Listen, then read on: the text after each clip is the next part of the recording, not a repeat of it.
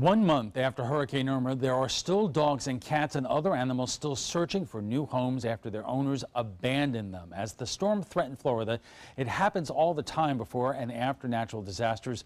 Christopher Brantley has the story. We actually had 33 animals come in stray here, 25 dogs and 8 cats.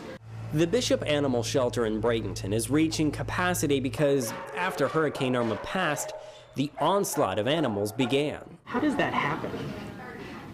I'm not really sure, honestly. I think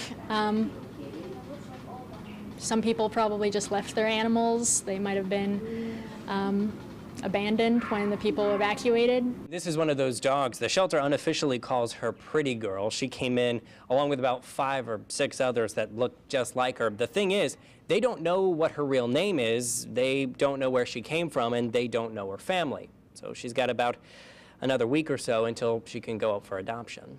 Bishop extended the adoption time by nearly a month. Still, only 6 of the 33 have been claimed. Emily Bach works as Bishop's public relations manager. If we have an animal that matches their description, we just ask that they provide a photo of the animal and they can take them back home.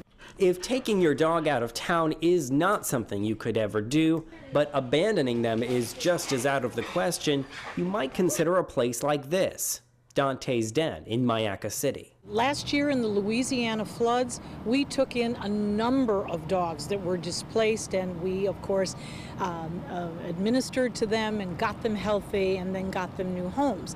Marcia Panucci owns the business. She's also an ABC7 animal contributor. Some of our people are concerned more for themselves. How am I going to get to the shelter? How am I going to take care of myself? And, oh yeah, Fido? Well, Fido can fetch for himself.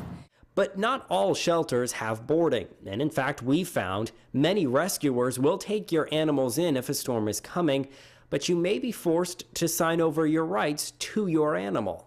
I can't tell you if it's usual or unusual, but I can tell you it's probably one of the worst policies I've ever heard of. You may very well find that your animal has been readopted out.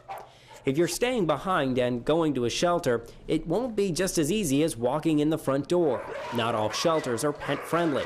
Those that are have strict rules. You have to have everything for your animal, including like a crate, leash, license, and the up-to-date paperwork on where your animal's registered at and whether or not it has rabies.